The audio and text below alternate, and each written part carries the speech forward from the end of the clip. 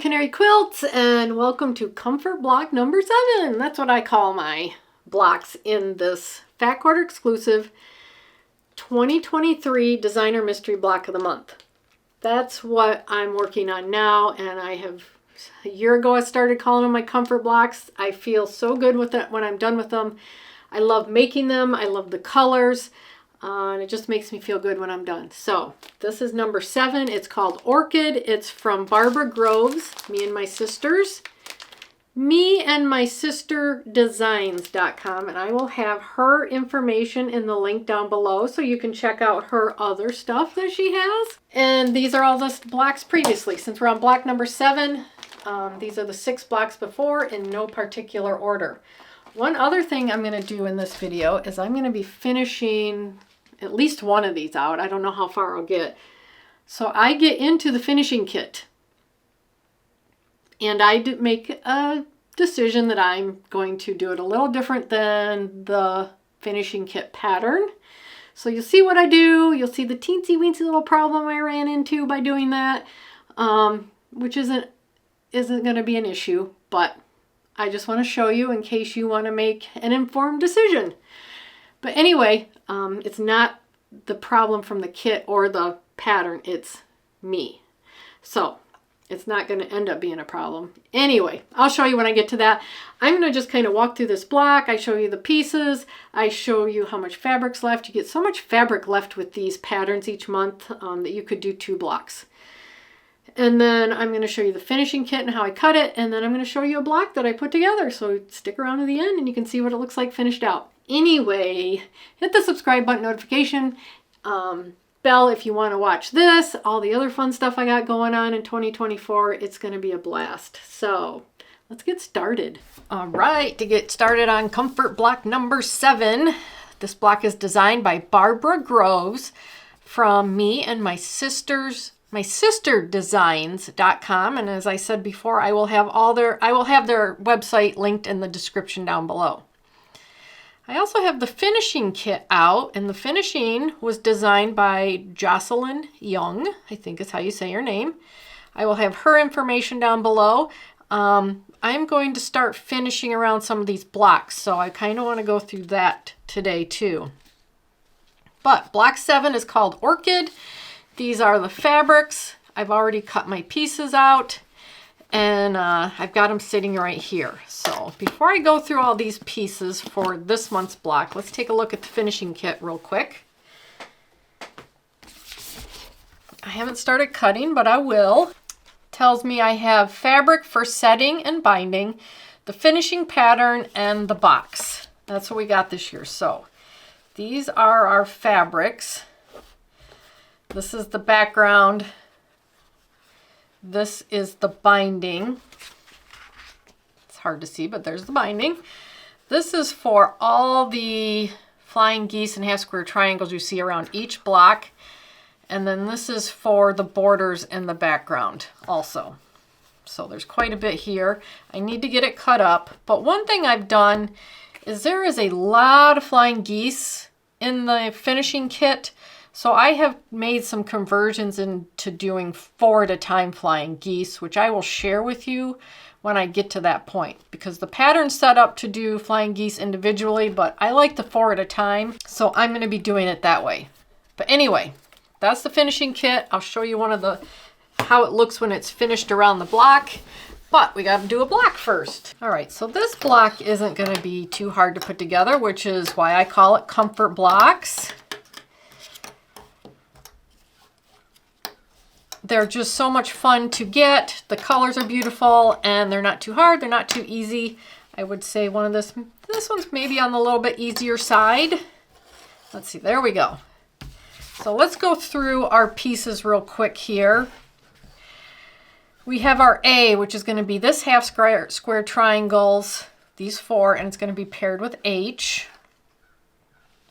B is going to be part of our half square triangles, the small ones, and that's going to be paired with D and G.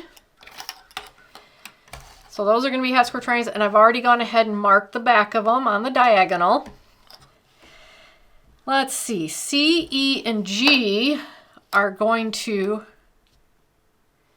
think I have these, I do, I have these marked wrong. This is G and this is F. There we go. So C, E, and G are going to be the 4-patch in the corner, and then I is the center square, which is the same in every one of these squares this year. So let's start with the half square triangles. We can get all those done. Then we'll go to the 4-patch, and then we can start putting it together. All right, for the half square triangles, we will be pairing A and H and B, D, and F. So B is going to be paired with just one D, and that will yield 2 half square triangles. And then it's going to be paired with F, and there's 3 here, so we will get 6 half square triangles. Now, the way the pattern reads, they want you to iron the D and B towards the green, but when you do the B and the F, they want it ironed open. And then for these down here, we will be ironing towards the H piece, or the blue piece. So just like with every half square triangle, I'm going to do all of these at the same time. We are going to put these right sides together. We're going to sew 1/4 inch from that diagonal line on both sides, trim on the line, and then, like I said, we're going to iron towards the blue. So I'm going to get all these done, and then we'll do our 4-patch, and then we're on to building the block. All right, here's my half square triangles. I did have to trim these down, just so you're aware of that. Just don't clip the dog ears off. You'll probably need to trim them down. I've ironed towards the blue on this, the green on this one, and as the pattern said, I've ironed the pink one open. So we can set these aside and do our 4-patch. We're going to have 2 of them.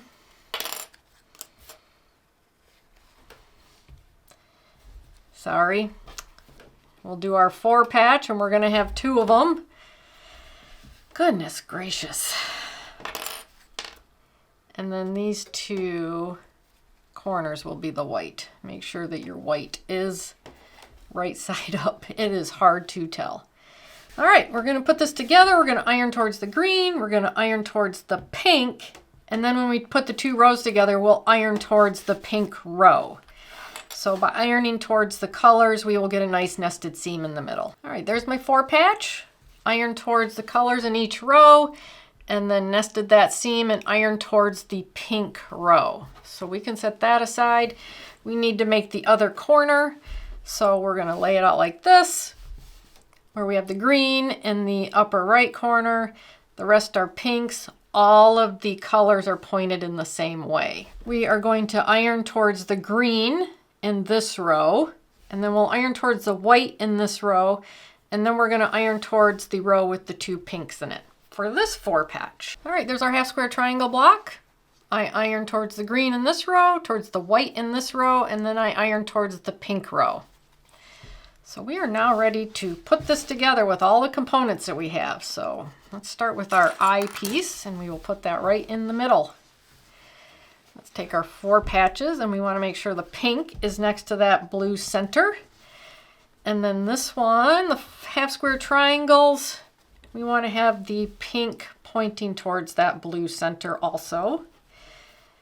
And then the big ones, we want to have these dark blues pointing towards each other.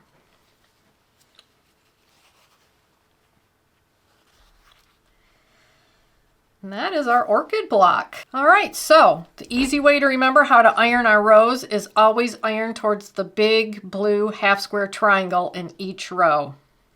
That makes it really easy when you take it over to your ironing board to remember how to iron the rows together. So I'm going to get these rows together, and then we'll come back and look at the 3 rows and put those together. All right, there is the 3 rows assembled, and I made sure I ironed towards the big blue half square triangle in each row. That made it an easy way to remember.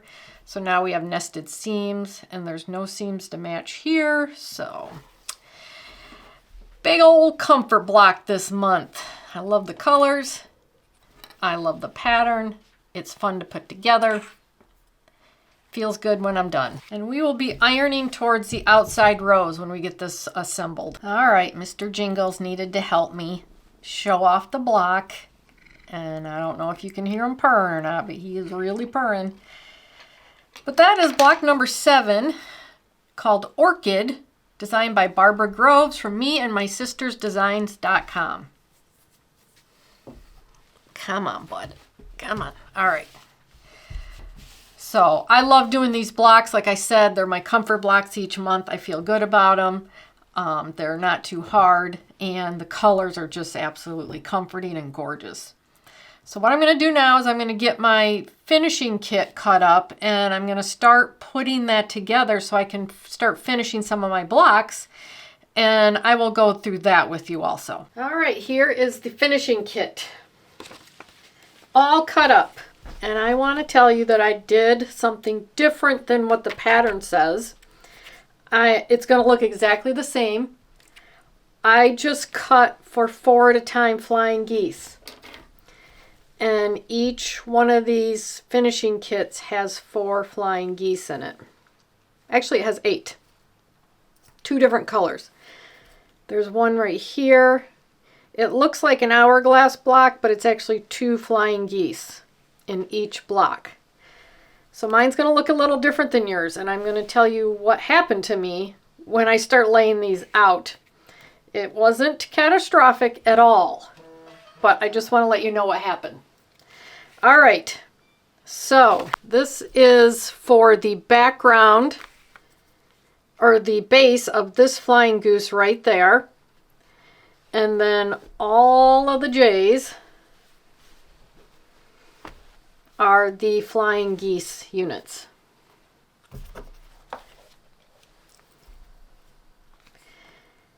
Right here that we're going to put on. Not the units. The J's are the wings of the flying geese. So we will have a white base, and that is right here. So our flying geese are made up of this white base, this blue base, and these corners, which are the wings. And by doing 4 at a time, I have to cut a big square of each of these. And then I have to cut the wings. Well, I cut the wings, and they have to be a little bit bigger. I actually did like a test to see how big I would have to cut things. And so I was like, okay, I need to cut these. And I cut the entire fabric, and I needed 2 more squares. Luckily, I had gotten a sew sampler box that had this fabric in it, and I was able to cut 2 more squares of this fabric out of it. So I'm just telling you right now, if you do 4 at a time flying geese and you're not confident in your cutting, you will be too short. 2 squares short. So that's how close I was. So I am doing 4 at a time flying geese. I like that method, and I believe it just makes it more square for me.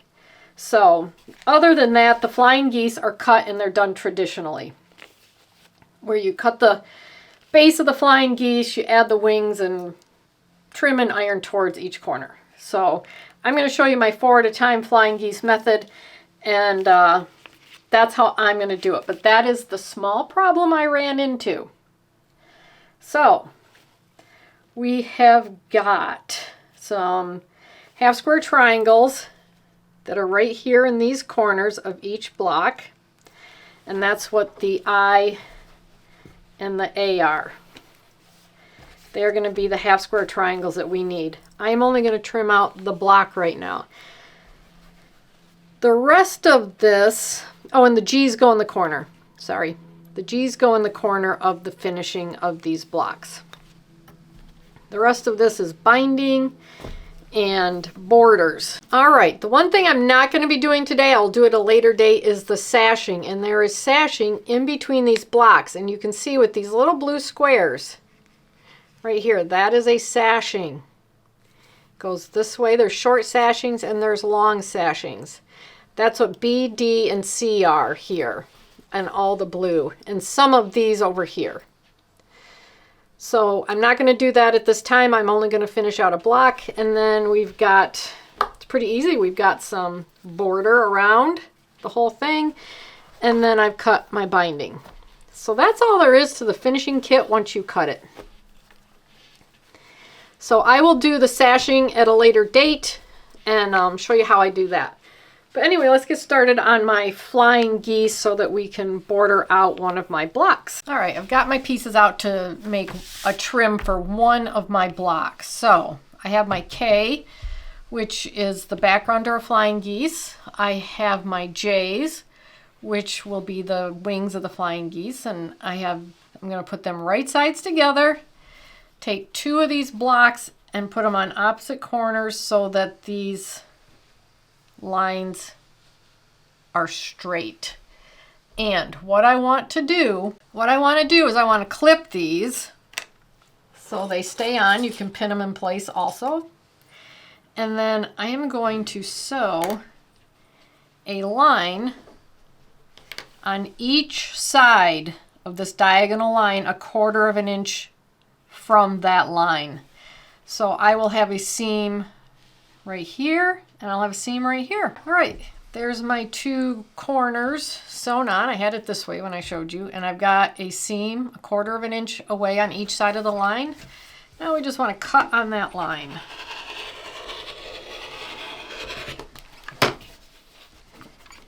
And guess I need a new blade. Anyway, now we want to take it over to our iron, and we want to iron towards these corners on both of these pieces. There's my two pieces ironed. Now we want to take the remaining two squares that we have, put them in the corner so that our diagonal line comes right up the middle of these two.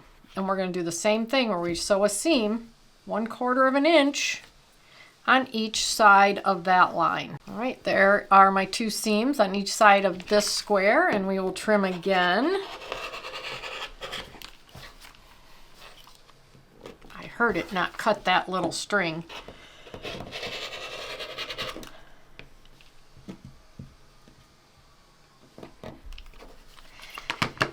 Take it over to our machine, and we are going to iron towards the corner and all 4 of our flying blocks, our flying geese that we need. All right, here is we've got to do these 8 half square triangles. So I've got 4 of each of my colors that I need, and I've marked a diagonal on the back of the green. You can do it on either color. I'm going to layer these right sides together, and just like with the flying geese I just did, we're going to sew a 1/4 of an inch seam on both sides of this line. All right, I cut on the diagonal line after putting the 2 seams in. Now we're going to go over, and they want us to iron these seams open. All right, got my pieces done to just finish out a block.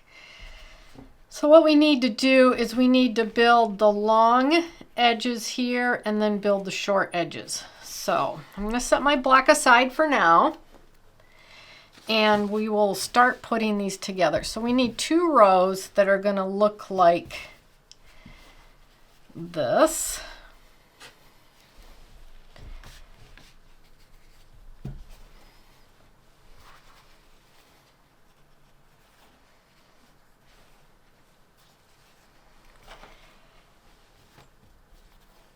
And then we need 2 rows that will look like this.